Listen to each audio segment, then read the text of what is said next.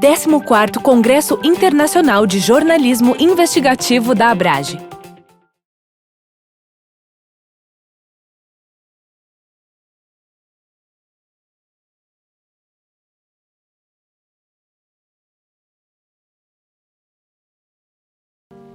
En los últimos años, los venezolanos hemos experimentado golpes de Estado, crisis económica y un grave aumento en la inseguridad física y jurídica.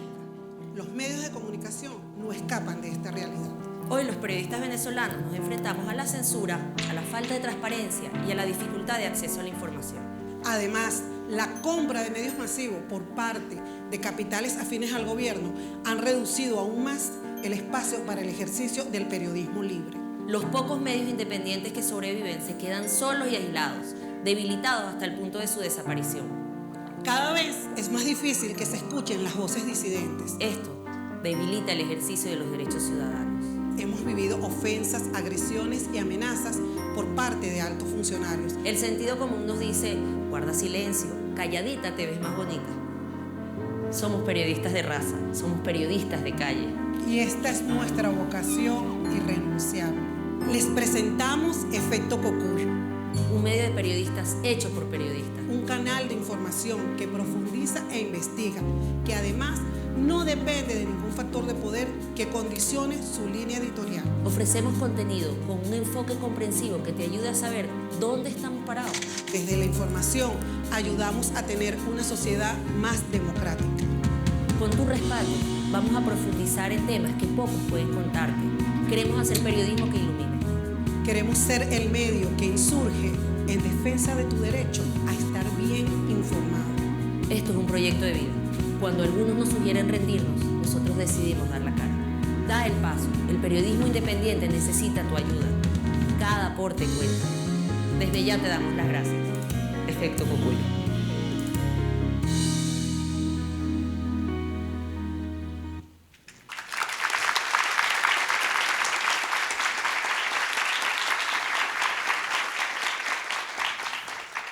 Gracias.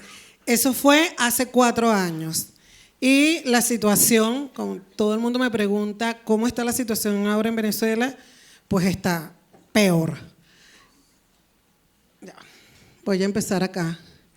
Tiene esta persona, un fotógrafo de Efecto Cocuyo, tiene un casco blindado y debajo de su camisa tiene un chaleco antibala. Esta reportera nuestra, para salir a la calle con casco y con máscara antigas, pero no estamos en una guerra. Pero sí estamos en un ataque contra los medios y contra los periodistas. En este caso, esto fue parte de lo que me motivó y me inspiró a buscar mi propia trinchera periodística, cuando en aquel momento el presidente de la República pidió una investigación y meter preso al responsable de ese titular, de un diario del cual fui directora, y la responsable de ese titular era yo, y tuve que rendir cuentas junto a mi equipo en la fiscalía. El caso lo congelaron porque es lo usual allá, después que te judicializan, congelan los casos para mantenerte presionado. Efecto Bagalumi. Somos millones de pequeñas chispas de información que todos juntos podemos iluminar una nación entera. Ese fue el lema con el que nacimos con el lema de periodismo que ilumina. Nacimos en Twitter entregando información que estaba siendo negada a los ciudadanos y después fuimos creciendo.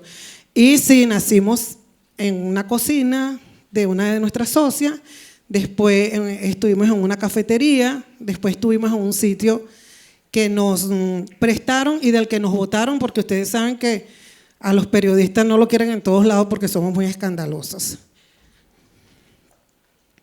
En 2016, el Instituto Prensa y Sociedad de Venezuela hizo un estudio sobre el rol, el comportamiento de los periodistas y encontró esto: la autocensura. Esta cifra nos llamó muchísimo la atención, porque los ataques de los que habló ya el periodista en Turquía, lo que pasa en Filipinas, lo que pasa en Hungría, lo que pasa en Venezuela, lo que pasa en Nicaragua, lo que pasa en México, todos estos ataques están destinados no solamente a evitar que uno diga lo que está pasando, también a intimidarnos, también a amedrentarnos, también a hacer que nos vayamos de nuestros países, también a quedarnos callados. Y, lamentándolo mucho, funciona. También en Venezuela es un país que se caracteriza por un Estado opaco. Muchísimas de las informaciones no terminan de salir. De hecho, cuando me convocan para esta presentación es ¿cómo hacemos investigación o cómo hacemos todavía periodismo en un país en el cual no hay datos? Esta es una de las realidades. Más del 82% de los periodistas se quejan de que no pueden acceder a la información, de que no pueden preguntar. No hay, por supuesto, posibilidades de intercambio con funcionarios del Estado. Y a veces cuando lo hay, las respuestas suelen ser insultos frente a las preguntas. Se suele preguntar, ¿quién te paga a ti por hacerme esa pregunta? Es algo muy común en Venezuela. Sin embargo, parte de lo que nos preocupaba mucho es esto que muestra el estudio de IPIS, que son los pasaportes de la autocensura. Porque más allá de que haya censura y haya ataques y nos rodeen y vendan los medios, el impuesto más caro que también podemos pagar cuando estamos sometidos a un ambiente hostil es autocensurarnos. Muchos periodistas decían que no se querían meter en problemas. No es fácil ser blanco de un gobierno o de un factor de poder que te ataca, que también te puede descalificar, que también puede seguirte, que también puede poner a la policía detrás de ti o que también te puede hostigar a través de los medios sociales. Por lo tanto, una reacción de muchos periodistas en algún momento fue quedarse callados, argumentando también que lo que pudieran decir, eso no iba a ser publicado en el medio donde estaban. Pero hasta ahí las malas noticias. ¿Qué podemos hacer? Esta es una frase que siempre recuerdo, que la dijo Eva Schaffenberg, uno de nuestros colegas. No podemos quedarnos sentados a ver nuestro funeral pasar. Y nuestra clave es hacer más y mejor periodismo. Pero creo que parte del aprendizaje que hemos tenido y que luego hemos ido compartiendo también en distintos países que presentan la misma situación es cómo hacemos más y mejor periodismo en ambientes polarizados, por ejemplo. Nosotros decimos que la polarización termina siendo una trampa porque lejos de enfocarte en los hechos, cuando te enfocas en las opiniones ya pierdes un poco la batalla por informar. Entonces necesitamos ser muy perseverantes, necesitamos tener mucha convicción de la lucha que estamos dando y sobre todo en el caso de nosotros lo que más nos motivaba era que este es nuestro oficio y nuestro modo de vida. Yo no me imagino haciendo otra cosa que no sea periodismo. Luego, solo no podemos. Eso también lo descubrimos. Y por eso la importancia de las alianzas, como van a ver en algunas de las muestras que les traigo, las alianzas nacionales y las alianzas internacionales. Pero también tenemos que reconocer que somos vulnerables. Creo que los periodistas somos mucho más vulnerables de lo que creemos y por eso necesitamos protegernos física, legal y emocionalmente. Me voy a detener en ese último punto porque Rosenthal decía que es un grupo de mujeres, creamos efecto cocuyo y no lo veo como un tema de género, pero sí creo que la dimensión emocional en los y las periodistas que están sometidos a situaciones de muchísima tensión es importante y es necesario que sea atendido. No es lo mismo estar en un ambiente en donde todo funciona más o menos tranquilo que estar en un ambiente de criminalidad, en donde te pueden atacar, donde te pueden perseguir, en donde te hostigan y los efectos que eso puede tener en cada uno de nosotros y nosotras. Cuando digo de aceptar la vulnerabilidad es justamente reconocernos como uno de los eslabones más débiles de toda esta cadena. Y siempre diferencio entre dueños de medios y periodistas. A veces los dueños de medios tienen sus agendas y en medio de toda esa diatriba posiblemente nos lleven a los periodistas. Pero los periodistas terminamos saliendo de los medios, terminamos saliendo incluso de nuestros países cuando no tenemos cómo ejercer el oficio. Y una de las claves que también hemos aprendido es prepararnos para los desafíos. ¿Esto qué significa? Significa que cuando un líder autoritario dice que va a hacer algo, es preferible creerle. Tal vez no lo haga, pero en el caso nuestro solíamos decir, eso no va a ocurrir en Venezuela, y lo que hemos visto en 20 años es el desmantelamiento de una prensa libre, de una prensa que, por cierto, criticábamos muchísimo, muchos de los periodistas, pero en la que había espacio para hacer muchísimas cosas, lo cual cada día se cierra más en Venezuela. Entonces les quería presentar algunas muestras de las cosas que hemos hecho. Por ejemplo, mis colegas de Armando.info han investigado muchísimo todo el tema de corrupción. Creo que es uno de los mejores sitios de investigación de Latinoamérica, pero esto no es gratuito. Después de haber investigado, 4 de ellos han tenido que salir del país en un exilio porque fueron demandados por una de las personas que fue denunciada en sus reportajes. Si estuviésemos en otro país, una demanda por difamación se resolvería fácilmente. Acudes, vas a un juez, puedes hacer una conciliación. Una demanda por difamación en Venezuela, si te la hace el gobierno, alguien cercano al gobierno, la tienes perdida de antemano. De hecho, a ellos le prohibieron salir del país. Luego tenemos esta alianza también, que es de un pequeño periódico en el interior de Venezuela, y lo hizo con una organización de acá de Brasil, explorando el arco minero. El arco minero es la zona donde se está produciendo mayor cantidad se está explotando el oro en Venezuela, y es una zona de difícil acceso, está en la frontera con Brasil, pero muy lejos de la frontera, digamos, es difícil llegar. Sin embargo, ahí fueron periodistas a buscar la información, y tiempo después supimos que una de las personas que acompañó a estos periodistas, debido a la precariedad, a la precarización y la necesidad de trabajo, se fue a una de las minas y lo mataron allá, ya como trabajador de las minas. También tenemos este tipo de trabajo de otros medios como Pro Da Vinci, como Runrunes y como El Pitazo TV. En el caso de Runrunes, creó su propia base de datos para contar, como ellos dicen, no solamente contar los muertos, sino contar las historias de estas personas, e hizo un proyecto muy interesante que fue construir bases de datos debido a que el Estado, por supuesto, niega los números de quiénes son las personas que han sido asesinadas y muertas por arma de fuego. En este caso, quería presentarles también unos aliados que ahora tenemos, que hacen divulgación de periodismo de investigación, pero la hacen en clave de humor. Al final les voy a mostrar un video muy cortito. Y en el caso de nosotros, también las alianzas que hemos hecho con medios internacionales, por ejemplo, con el caso de ORCICMP, que es el Consorcio de Periodistas contra la Corrupción, o la unidad de datos de El Tiempo de Colombia. Finalmente me gustaría mostrarles este video, porque bueno, está en portugués y creo que también es importante. En Venezuela siempre decimos que nos reímos de todo, pues es un poquito importante reírse también de los corruptos, no de lo que hacen, pero sí de ellos. Así que les muestro esto.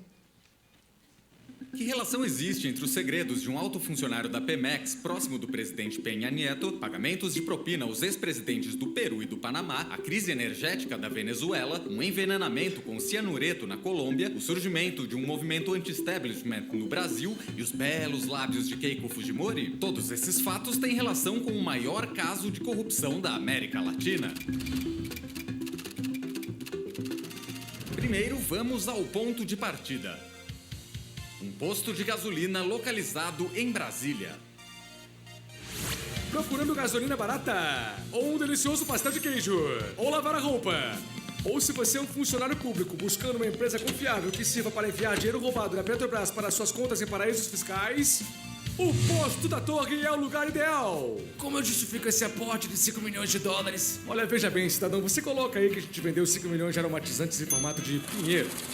Não é meio suspeito? Não se eles forem de lavanda. E se você obedece o Waze ao invés de achar que sabe mais do que ele, esse posto fica a 12 minutos de distância dos principais prédios do governo do Brasil: Ministérios, Congresso, Palácio da Alvorada e da Associação Brasileira de Aeromodelismo. Caso você seja um político excêntrico que queira fugir do país em um avião em miniatura. Posto da Torre, lavamos a sua roupa e o seu dinheiro. Autoridades brasileiras. Gracias. Pueden seguirlo en las redes sociales.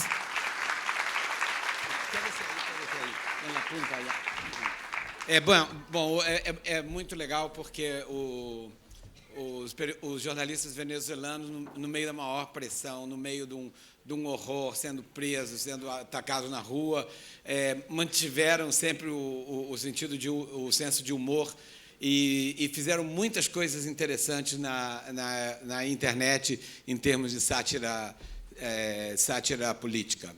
Eu vou chamar a Megena para vir para cá e vamos começar o nosso bate-papo aqui. A Megena Surhan é uma jornalista da Polônia. Ela trabalhava no portal Onet, como vocês viram na nossa programação, mas acabou de mudar para um outro portal de internet chamado Interia. A Polônia é um desses países onde, aos poucos, ou até rapidamente, a democracia está sendo atacada e pode ser destruída. E a imprensa, obviamente, quando eu falava antes que atribuía um pouco à tecnologia, aos abusos da desinformação, às notícias falsas, etc., também uma outra característica de todos esses processos de ataque à democracia é o ataque à imprensa, que é um dos pilares sem os quais a democracia não existe.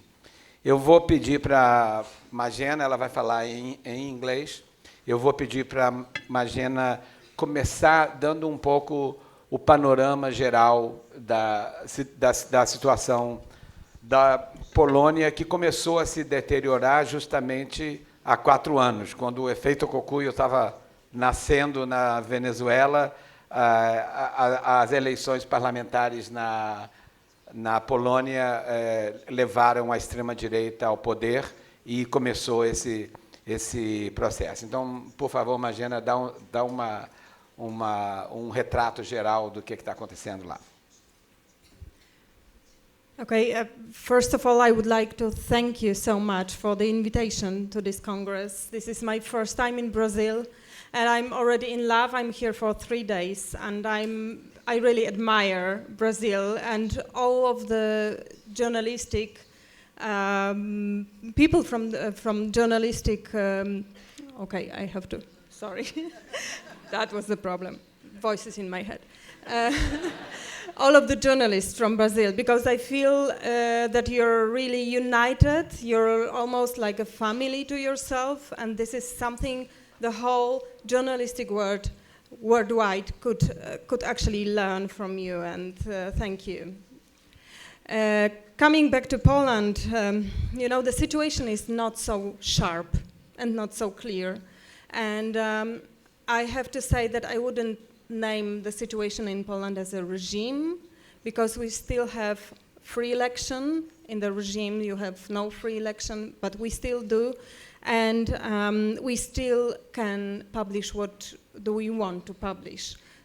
But this is also the problem, that the situation is not so sharp, because if it is, you're fighting, you're defending your rights, and when it is, let's say, acceptable, but it's not ideal, it is harder to fight and to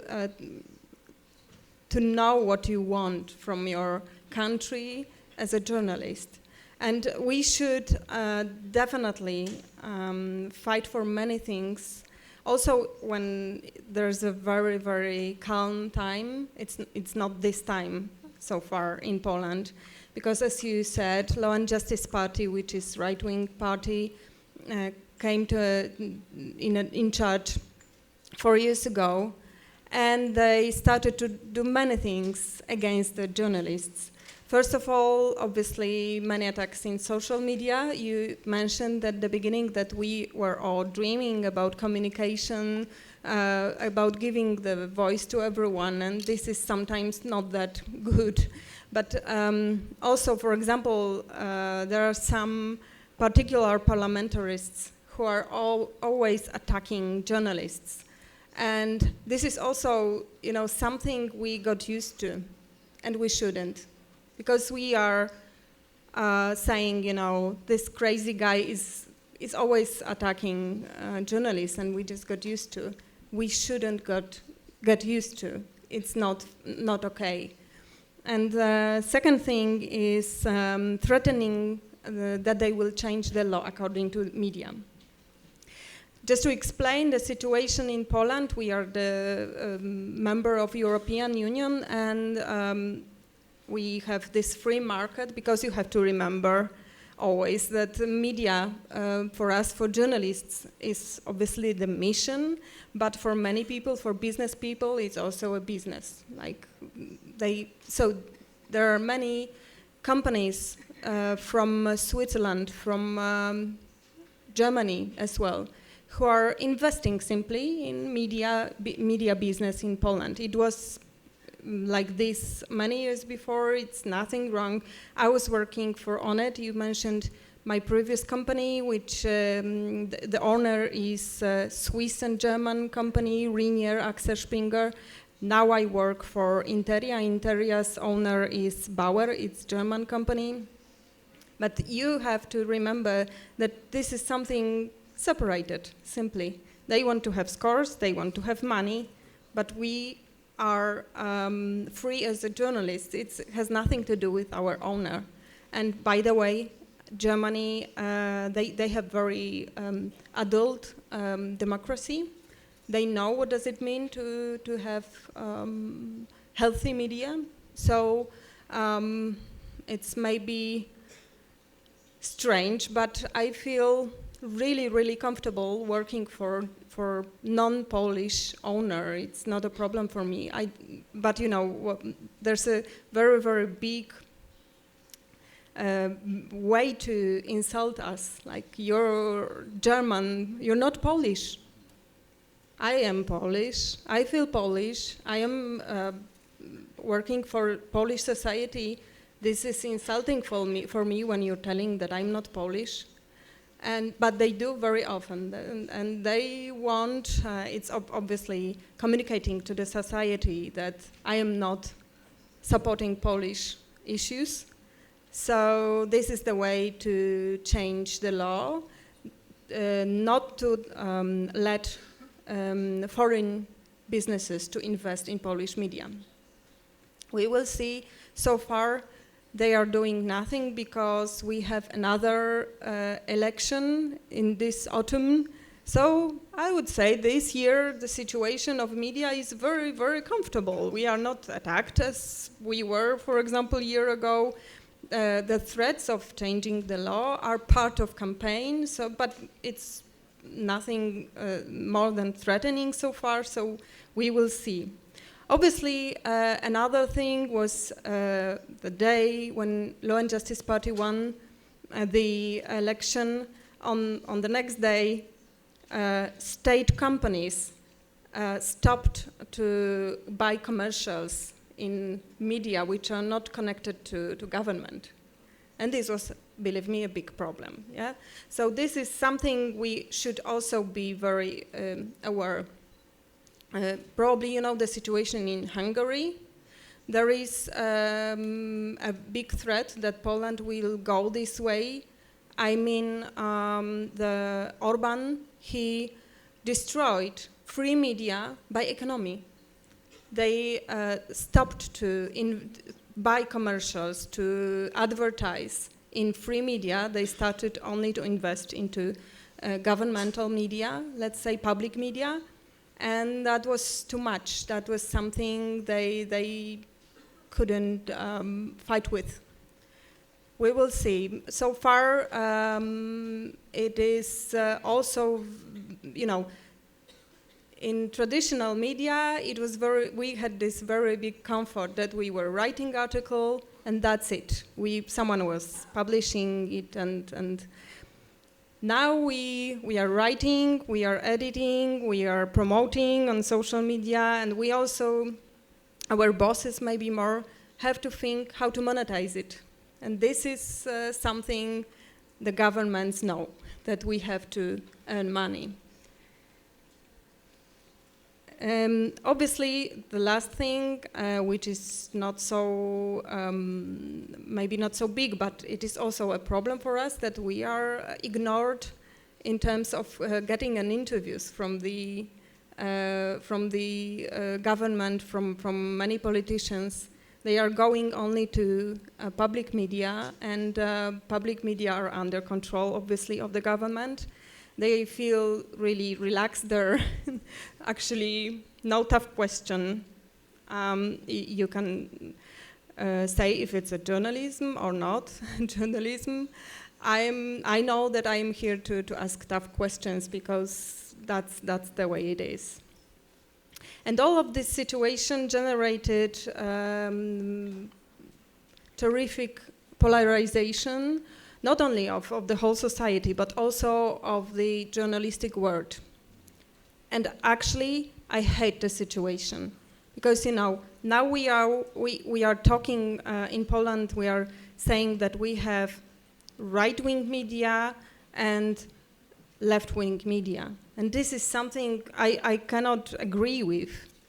Media are not right-wing, should not be right-wing or left-wing. This is kind of absurd. But this is the situation we face today. Yeah, we in Brazil like to be the largest, the biggest, the most polarized. But I think your people there say that Poland is the most polarized. Is this country at this moment in the world? Do you think that the media is also polarized, and it's more difficult to be in the center? It's extremely difficult, because the propaganda of government is immediately telling that if you're not supporting the government, you're against, so you're the enemy, so you're supporting the opposition. And this is, again, absurd, because I'm not here to support any politician. And I want to say very clearly here to all of you, because there's a big temptation. Sometimes if you see the bad guys winning the election and you want to say to the society, to tell the society that they are wrong, you are automatically trying to show them who is okay, who is not the bad guy, but who is the good guy. Don't do that, ever. Never, ever do that, because first of all, times are changing, and maybe the guys who are good today, because they are the opposition, will be the bad guys tomorrow. This is the politics world. This is how it works. When I made the introduction here, I talked about the role of social media and technology. Can you talk a little bit about social media and the role of social media, both in the situation now and in the uprise of the right-wing party? Well, our parliamentary election and also a presidential election, it was 4 years ago. We had 2 rounds of election the same year. And now we know that we were the part of Cambridge Analytica affair. They were testing the solutions before the American election, before Trump case. And now we know that. Another thing is, like everywhere in the world, that, on Twitter we have politicians and journalists, and I think no one else. And there are kind of regular fights on Twitter. I hate it, and And do you have harassment and misinformation, or you have both? Well, we have both. Harassment is more made by trolls. This is a big problem with for internet trolls. For journalists as well. I have, for example, I have some accounts on Twitter. These are not any well-known politician. It's not a politician, it's just a regular person, and these guys are attacking me. For example, I had, working for German media obviously leads to the to recall the Second World War in Poland, which is still people remember what Germany did to Poland, and I am the enemy because I work for enemy. Yeah. Can you imagine? And this is extremely insulting. I hate it. Obviously, it's hard to fight because these are trolls. These are maybe not even humans. I don't know. These are maybe people hired just to make me feel bad. Yeah. Do I feel bad? Yes, I do. Yeah. Day before yesterday, we had a great Brazilian journalist from my generation receiving the most important award of Abraji here. And it is very interesting because we had, after her wonderful speech, some young people from the audience, students and journalists, came to talk to her here, and a couple of them told her that, I want to apologize because I offended you so much on the internet. I told horrible things about you. I did not know you were this person that you presented here. She has a wonderful history, and her speech was... So many people use social media just to, in a very expedite way, repeating or participating in these campaigns to harass people without even thinking about what they are doing with a journalist. This is why my former company, we made this decision to cut the talkbacks, to cut the posts, the comments under the articles. This was very, very tough decision. Yeah. Because on one hand side, we have freedom of the speech, we have the specific of the online media. It was always like that everyone could comment in any way. But on the other hand, we have so much of hate speech. Yeah, in the United States is the same. The problem is that it is expensive to moderate, and you cannot have this without moderation, right? So I'm going to change to Venezuela a little bit. Of course. En Venezuela, las redes sociales son también muy súper importantes. Y danos un poco el panorama de cómo han actuado en las redes sociales el reflejo de la polarización que hay en Venezuela en relación a los periodistas. Bueno, primero que creo que lo que dijo la colega de Polonia, Mayena, bueno, lo podemos trasladar a hace 20 años, 15 años a Venezuela, solo que no existían las redes sociales tan fuertes como ahora. Y otra cosa que sí quisiera como puntualizar antes de responder es que en Venezuela en este momento no hay polarización. En Venezuela nosotros pasamos por una etapa muy fuerte de polarización, pero cuando revisas ahora las encuestas te das cuenta de que hay una posición muy fuerte en cuanto a fuerzas democráticas frente a esto, ¿no? Y cuando uno ve aquellas manifestaciones del gobierno con miles y miles de personas vestidas de rojo, ¿eso no significa una polarización? No. Me estoy provocando. Sí, ya veo. No me quiero meter tanto en lo político, pero sí en cuanto a la cuestión de la polarización, porque digamos que pasamos por esa etapa de polarización muy fuerte, pero que ahora cuando el gobierno era popular. Cuando el gobierno, exacto. Porque fue muy popular. Porque fue muy popular. El gobierno del presidente Chávez fue popular, o sea, tenía 70-75% de apoyo, eso no se puede negar. Y allá había muchísima polarización y siempre, bueno, el gobierno estaba como un poco más adelante, pero había polarización en cuanto al signo del gobierno. Ahora lo que nosotros muchísimos observamos es que hay una gran cantidad de oposiciones o de fuerzas democráticas porque el gobierno que está, por supuesto, no es un gobierno democrático, y frente a eso Aunque yo siempre me mantuve en el centro, yo he tomado posición en cuanto a que uno no puede ser neutral con un gobierno que viola los derechos humanos, como ya está comprobado en Venezuela. Pero volviendo al tema del uso de las redes sociales, ha pasado algo que creo que es terrible, porque los mismos ataques que había contra el gobierno ahora se distribuyen entre factores de oposición que están en desacuerdo entre sí. Entonces, digamos que hay una polarización en la oposición y no oposiciones frente a gobierno. Pero eso se refleja también en una postura en relación a la prensa, a la cobertura de los medios. Sí, empecemos que como el primer agresor y el que primero ataca es el gobierno y sectores del gobierno que exponen a los periodistas, hacen cadenas de desinformación, inventan hechos, agreden, hay agresiones a los periodistas.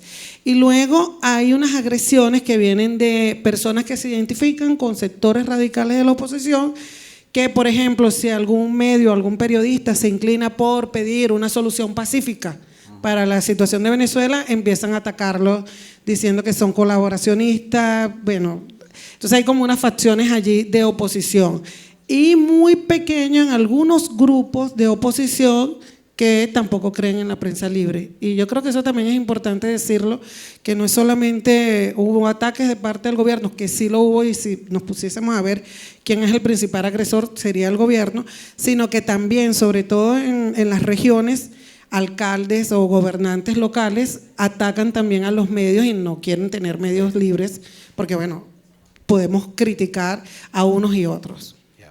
Mariana, I would like to go back to you and ask, you saw the video about Turkey, and I think you know a little bit about the situation in Turkey, and can you compare a little bit what is going on in the region and the importance of the attacks against the press in Turkey and in other countries? Yeah, I know the situation very close because, as I told you, I was working for Axel Springer Media House, and they are the owner also of Die Welt, very well-known and very good newspaper, and their journalist, Deniz Yücel, working in Turkey, he was also imprisoned, and we were terrified, you know. This is, by the way, the power of being united, being united in one Axel Springer family those days for me, because we were supporting Die Welt as Onet and as other media from the group, because they wanted so much Deniz Yücel to be free again. And luckily it was successful. We had a big celebration that they released him. But for many months we were all threatened with the situation. We also had the situation from another country, because they are also owner of the newspaper in Slovakia. And 2 years ago, we had a situation that very young journalist was killed because he was writing about the corruption, about links of the government to the mafia, and he was killed. Can you imagine? Young boy killed, and his fiancée killed in their house during the day, and we were. It was so close. It was Slovakia. It is like, you know, almost like at home. So I would say that you never know, and you should act when the times are calm for you, and you should try to be united with another journalists, because you never know what is going to happen. Yeah, it's very interesting to know that after the end of the Soviet Union, the German media companies expanded throughout Eastern Europe, and Axel Springer, for example, is the largest German media company that start buying things all over the world. They are a really big company, even in the United States. For example, Insider, Business Insider is part of that. ¿Tú podrías hablar un poco de la seguridad de los periodistas? ¿Qué es lo que los periodistas independientes temen más en Venezuela hoy? Sí, bueno, ya parte de lo que temíamos ya llegó, que son todos los bloqueos digitales a los medios independientes. Estos bloqueos ya se hacen selectivamente, se hacen a través de las operadoras, ya sea del gobierno o operadoras privadas que reciben órdenes del gobierno. Eso por una parte. Por la otra, en Venezuela la criminalidad es bastante alta. Caracas, por ejemplo, es una de las ciudades más violentas de Latinoamérica, y los periodistas no escapamos a vivir en una situación en la que tienes que tomar medidas de seguridad. Las cámaras, se pasa mucho eso, de que los periodistas pierden sus cámaras. Exactamente, y cuando un Nosotros periodista... no entendimos mucho eso, porque aquí en Brasil es todo muy calmado, aquí nadie roba a nadie, no hay asalto, no hay nada. Por ahí dejé mis teléfonos. No, pero es que no solamente que te roban, te atracan, te quitan el carro, todo ese tipo de cosas que puede pasar en una ciudad, sino que cuando vas a hacer una cobertura, por ejemplo, cuando yo les mostré la gráfica de uno de los fotoperiodistas, tienes que ir protegido, y hay un chiste cruel, que es que le tienes a veces mucho más miedo al policía o al militar uniformado que a los malandros, porque a lo mejor con algún delincuente puedes negociar que te devuelvan algo. No, cuando te agarra un guardia nacional con tus equipos de periodistas, te quitan los equipos, te apuntan, te golpean, te pueden tirar. O sea, hay videos ya y periodistas venezolanos que se han tenido que ir del país porque las han agredido físicamente. Sim, a gente vai começar a receber algumas perguntas, se vocês quiserem. Nós temos nossas excelentes voluntárias que vão pegar. Vocês podem escrever num papelzinho e mandar para cá. I would like to ask you about this election that is coming up in the fall. Tell us a little bit about misinformation, smear campaigns, and things that happened in the previous election, and how do you think the media is preparing for the next election in terms of, for example, fact-checking journalism is a sort of a new genre that is spreading all over the world. Do you in Poland have fact-checking organizations, and are the journalists getting ready for the election? We don't have the organization, but I think this is something extremely important task for all of the newsrooms in Poland right now. Fact-checking is crucial just to make it. Have they created mechanisms? And we do. We do. It's sometimes it's just a series of articles. Sometimes it is video format or something. But this is something we should do every day. And actually, and this fact-checking is actually very easy because it's based on your good memory. You have to remember who said what and when, and that's it. And when they say something else right now, they are lying, and this is it. Mm-hmm. And this is, in my opinion, crucial because you also have to know that the support of the government is very big now in Poland. Because of many tricks, many things, many mostly economical decisions.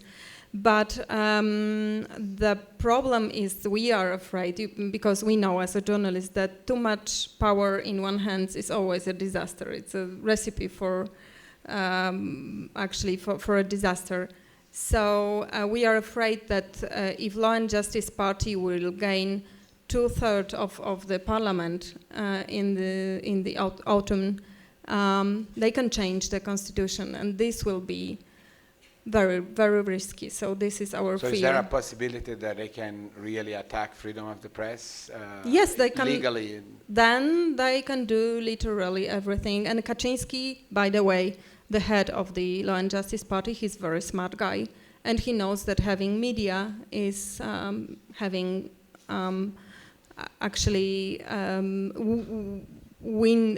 it's winning the election. En Venezuela, escuchamos a la persona, al colega de Turquía decir que 93% de la media independiente desapareció, porque 93% de los medios son o controlados por el gobierno directamente o indirectamente. Pero en Venezuela también hubo una destrucción de los medios, principalmente tradicionales. Danos un poco del panorama de lo que pasó. Bueno, digamos que hubo un desmantelamiento de la prensa libre e independiente en los últimos 20 años. Empezó todo por los ataques tanto a los periodistas como a dueños de medios. Pasó por esta etapa que les digo de mucha polarización, en donde también algunos medios jugaron a ser políticos. Pasó por un golpe de Estado en el 2002, en donde hubo participación de dueños de medios. Sí. Y luego pasó por toda una serie de leyes para exigir que la televisión tuviera una determinada manera de hacer presentaciones, y ha ido terminando, porque yo sí digo que la industria de medios está casi aniquilada en Venezuela, con dos acciones que no se habían hecho nunca cuando estaba Chávez vivo, que fue la venta de medios, especialmente impresos, a capitales que hoy día nadie sabe quiénes son, pero cuando hemos indagado, todo indica que hay recursos del gobierno allí. Y luego, por la crisis que ha habido en Venezuela, hace imposible que se impriman muchos periódicos, y además hay un monopolio del papel ahora por parte del gobierno, y la última cifra que teníamos era que aproximadamente 60% de los medios regionales, que eran muy fuertes en Venezuela, ya no se imprimen, y periódicos emblemáticos como uno que es regional, pero que era, creo que el más leído en Venezuela, no el que circulaba más, pero sí lo leían más, que se llamaba Panorama, ya dejó de estar en papel y era pro gobierno, y no tenemos casi papel, medios impresos en Venezuela. Yo creo que 60 periódicos cerraron, ¿no? Sí, es que cuando digo más o menos 60% o 70%, porque sobre todo en las regiones no hay periódicos impresos. Y en Caracas, que cualquiera que iba a Caracas decía, ¿cómo es posible que haya 10 periódicos en Caracas? Eso no lo va a encontrar usted ahora. Sí. As perguntas de vocês, quiser me dar. So, how is the situation of the press in general in Poland? Because in Venezuela, the government almost destroyed the press through economic pressure, and they created, for example, a monopoly of newsprint. So there was no paper to print. That's also the way how to fight with the media. Well, the situation now is we are divided. We are divided as pro-governmental media, which is mostly public media. And by the way, I have a very good story about, actually this is the story about Polish media, because we have two brothers in Poland, and one of them is called Jarosław Kurski, and he's one of the bosses of first free, after the communistic times, Gazeta Wyborcza, which is newspaper, daily. Born, it's a symbol of excellent newspaper. With yes. a beautiful building. And he's the boss. They are liberal. They are supporting democracy, yes. And this is really the symbol of free media in Poland after communism collapsed. And his brother, Jacek Kurski, is a former politician from Law and Justice Party. And because Kaczynski was saying that after the election, his goal is to make public media less political influenced, he put him at the top of public TV. Can you imagine? This is absurd. You cannot tell that you won't fight for less political influenced media and put the former politic as a head of public TV. The two brothers, they are not talking to each other, they hate each other, and this is actually the symbol of Polish media now. We are... And symbol of the polarization of the country, yes, right? yes, we are polarized, and this is, you know, this is very, very sad situation. Yeah, I think the first question here is if you see a sort of a pattern in the authoritarian processes. Si hay un patrón que el proceso adopta, and if there is any lesson for some other country where maybe there is some process starting, I don't know which country, but that you can talk about. If there is how was the build-up of that in Poland, for example? Actually, I have 3 lessons written here in my notes. Okay, good. And it was very important for me to tell it. First of all, don't sleep. Don't sleep. Oh, don't sleep. No, you're a great audience. I think we are out of time, but you're still here. Don't sleep, because when the times are when you have this real freedom of the press, this is the time to protect it. So in Poland, for example, for the last years, no one was thinking about how to push the government to invent the law. For example, how could we protect the public media? And now we have problems with that. But maybe there is not maybe, but for sure there's a way to protect the media, but you should think about it before. Second thing, act together, unify. The guy from Turkey, he was talking about journalistic union. Actually, that was something I wanted to say about as well. Thinking about unions in general, for example, European Union is the most important thing for Poland today, because it's a kind of insurance. We know that we are part of European Union. Polish law has to be to stick with the European Union law, and if something will be wrong, they will react. So this is something very, very important for us.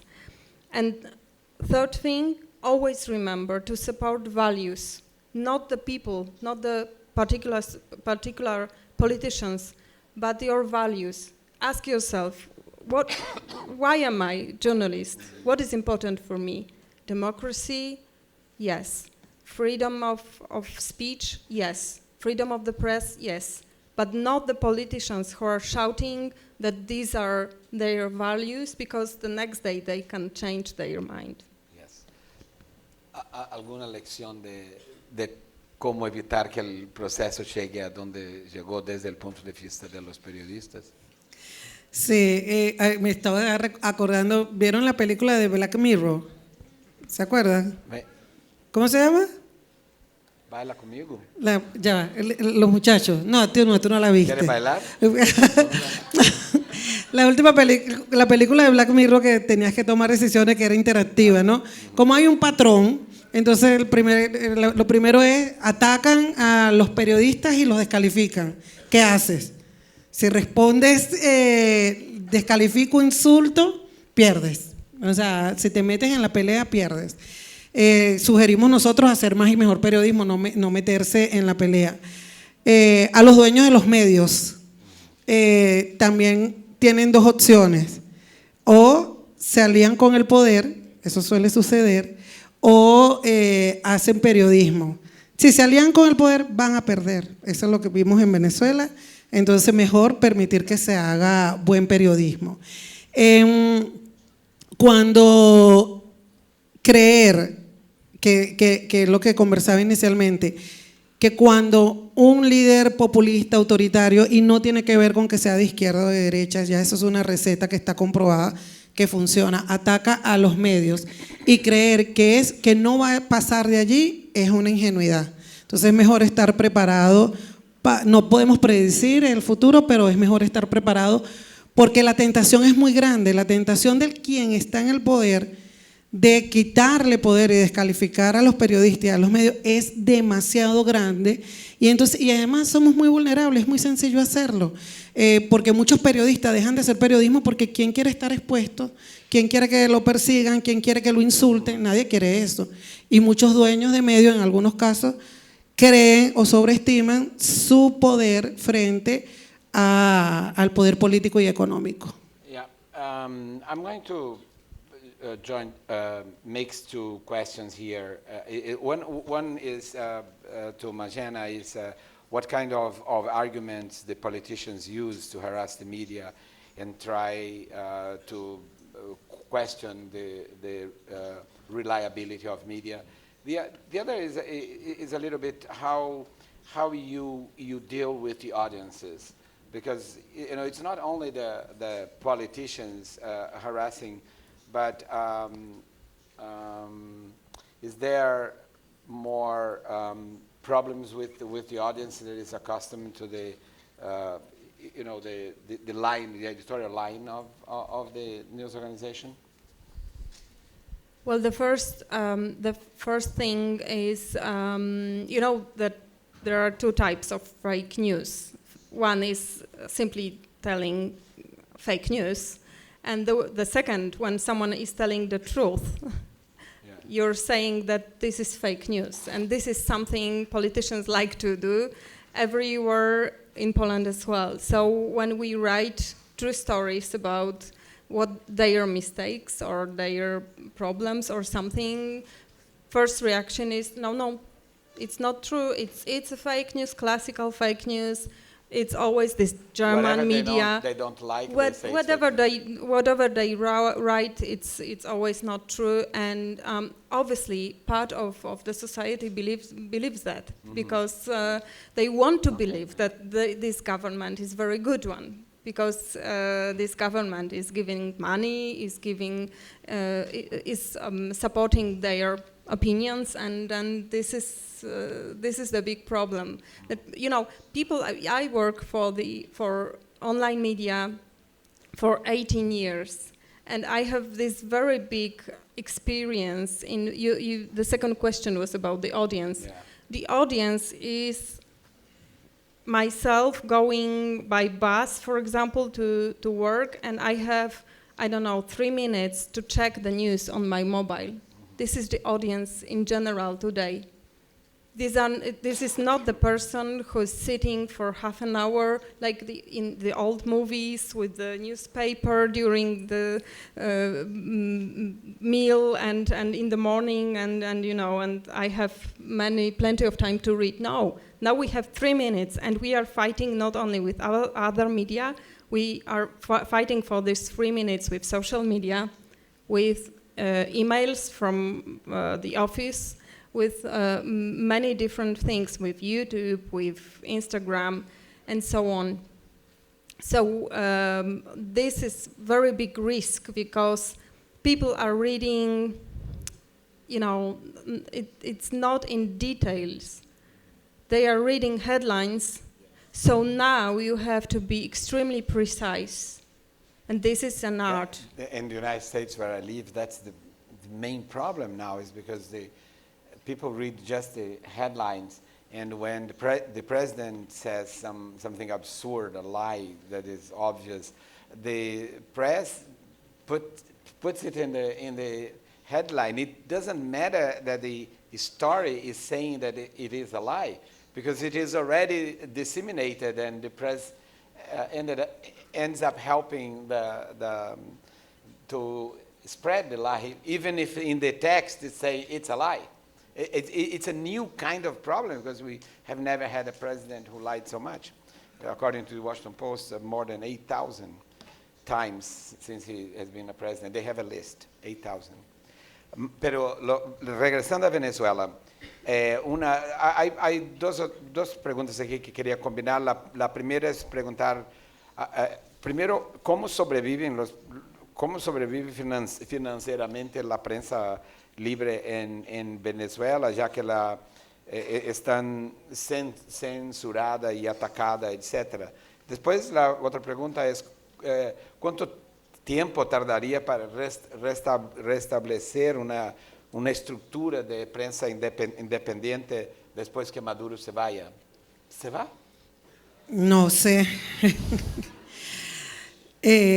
Mira, creo que en la primera pregunta sobre cómo sobreviven, voy a hablar por mí porque no creo que esté autorizada a hablar por los otros compañeros que tienen medios, pero en el caso de nosotros, algo que pudiese llevarnos a la cárcel, sí, es que recibimos grants de organizaciones internacionales que defienden los medios y la libertad de expresión, pero también trabajamos mucho con programas dentro de Venezuela con donaciones, y algo que fue muy importante para nosotros es que nosotros empezamos con una campaña de crowdfunding internacional, que fue cuando recaudamos $27,000, que fue como nuestro capital semilla, y eso lo dieron venezolanos en el extranjero y venezolanos dentro del país, que vieron el video inicial que les presenté, que vieron lo importante que era tener una prensa libre.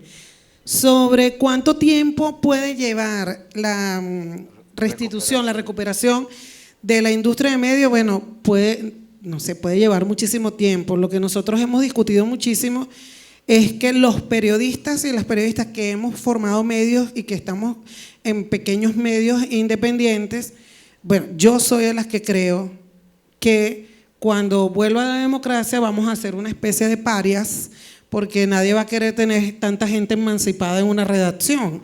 Entonces lo que nosotros queremos mucho es poder tener suficientes ingresos y suficiente dinero para poder convertirnos en una oferta informativa cuando regrese la democracia en Venezuela. Y pregunta también, ¿cuál es tu evaluación de los periodistas que apoyan a Maduro? ¿Cómo avalía también la...? Eso lo mismo sí, eso lo hicieron. ¿Es la respuesta? No, yo creo que ella lo dijo también, Pero y lo dice alguien. Hay periodistas que apoyan a Maduro. Sí, pero no son periodistas. No, O sea, no, es como hay periodismo militante. hay periodistas Tiene que mucho de apoyan a militante y nada de periodismo. Es decir, en estos días, por cierto, se celebró el Día de Periodista en Venezuela, y Maduro puso en un tuit que vivan los periodistas que defienden la verdad de la patria. Entonces una colega decía, bueno, hay varios tipos de verdades, ¿no? Y una de esas es la verdad de la patria, imagínense ustedes. This was a question for Venezuela, but it's a very good question for you too, is how do you evaluate the press that supports the government at this point? Because I imagine that right-wing journalists are very happy in Poland. Yes, of course, they have all of the money of state companies that, for example, we used to have 4 years ago as well. So this is a lot of money, actually. I can't remember the numbers, but I don't know, 3 days ago I read the article, how much exactly it was. And it was a big number of money. So... they are very happy. Traditionally, the press in Poland is so dependent on government advertisement. Well, it's a lot of money. We have fuel companies.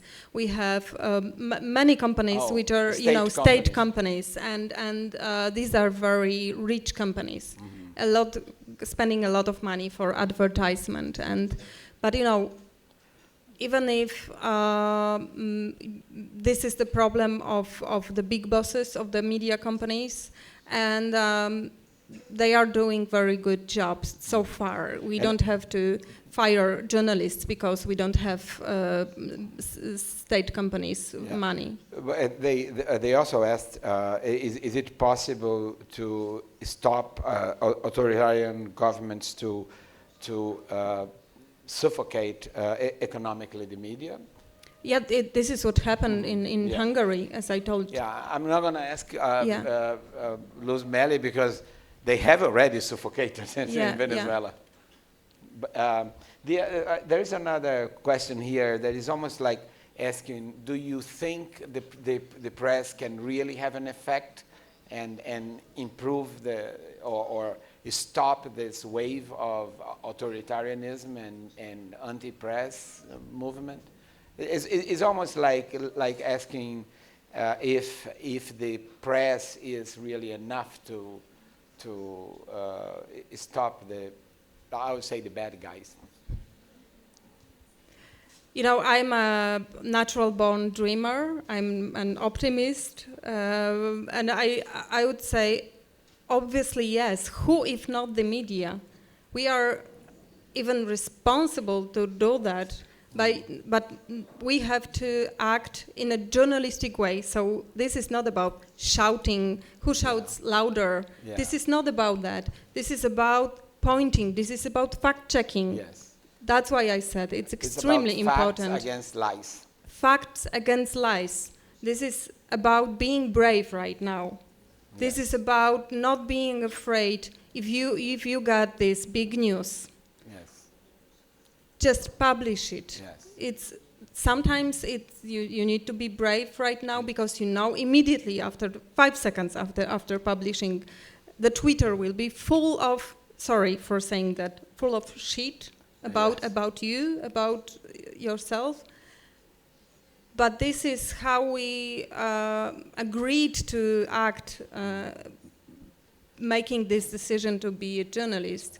Maybe it's not, the ideal way of living, but we chose this profession, and we are responsible for the society, because our boss, actually, it's not our boss is the society. Yes, the public, right? And if your boss is telling you that he's more important than society, and he knows better, and, for example, don't publish it because we will have some problems, change the boss. ¿Qué te parece eso? ¿Vale la pena todo ese sacrificio? Hablando de periodista valiente, aquí tenemos una. ¿Vale la pena? ¿Tú crees que la prensa independiente hace una diferencia en Venezuela? Sí, además me encanta esa frase, cambiemos de jefe.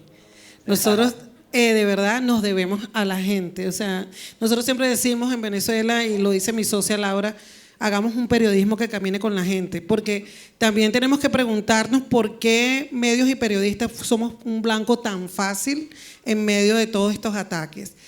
Sí vale la pena, no es fácil, se los voy a decir sinceramente, pero cuando uno toma la decisión, yo siempre digo que no soy una millennial, sino una adulta contemporánea digitalizada, ¿verdad? Una joven. Y cuando uno toma una decisión de vida, entonces uno puede mostrarse con su cara frente al poder.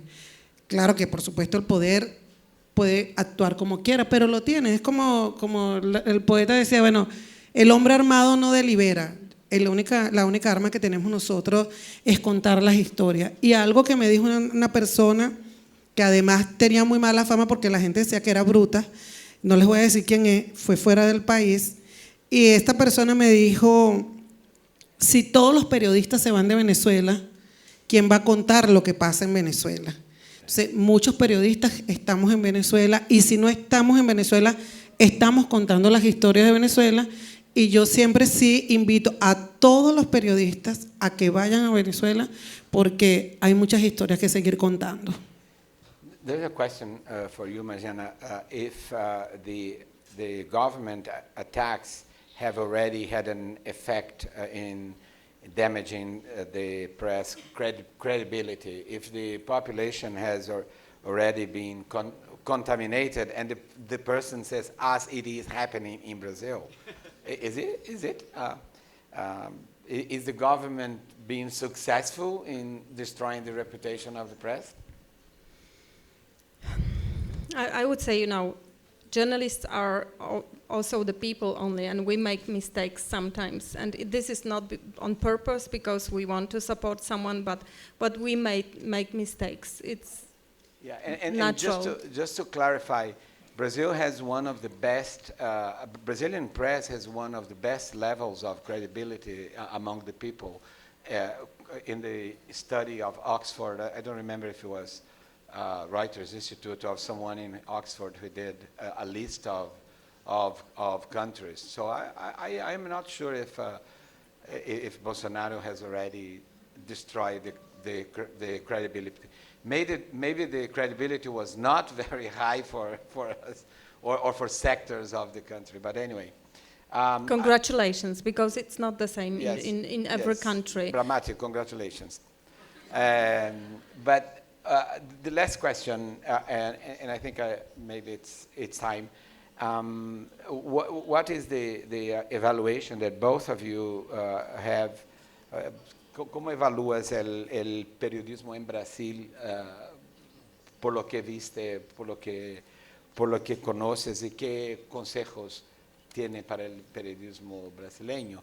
So the question is, how do you evaluate the Brazilian press for the information you have, and what kind of advice you have? But I think you have already given some. But if there is any extra, you can give it now. For the Brazilian journalist, it's and your impression, how we are seen from abroad. I should say that We're not seen. Okay, I would say keep going. You're doing great job, and as I know maybe not a lot about Brazilian journalism, but these journalists I know and these sources I know from Brazil are very, very good. It's a very good mixture of traditional journalism. I mean, these all really really good things like asking questions, not mixing the opinion with facts and so on, with the modern ways of distribution the news. So keep going, don't be afraid. Bolsonaro is not going to be president forever. We hope.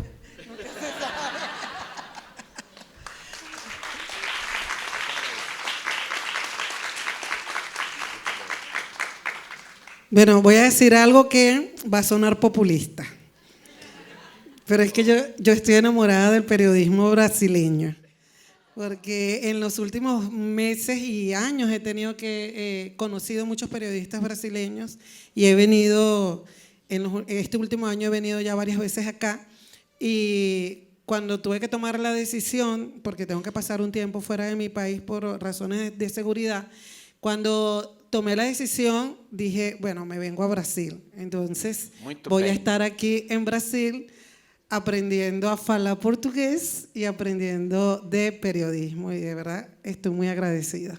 Bueno, muchas gracias. Eu acho, só para terminar, eu acho que embora a pergunta não tenha sido feita para mim, mas eu acho que, eu vou dar uma resposta. Eu acho que se um marciano, ou um chinês, ou um japonês, ou um coreano, ou uma polonesa, ou uma venezuelana, não soubesse nada sobre o jornalismo brasileiro e tivesse desembarcado de paraquedas aqui e visto a grandeza, a profundidade, a diversidade, a força, a inteligência, o brilhantismo que a gente viu nesses dias aqui e a própria força da Abraji, uma força de união, de melhorar a qualidade do jornalismo brasileiro, porque foi com esse espírito que a Abraji foi criada há 17 anos, ou quase 17 anos.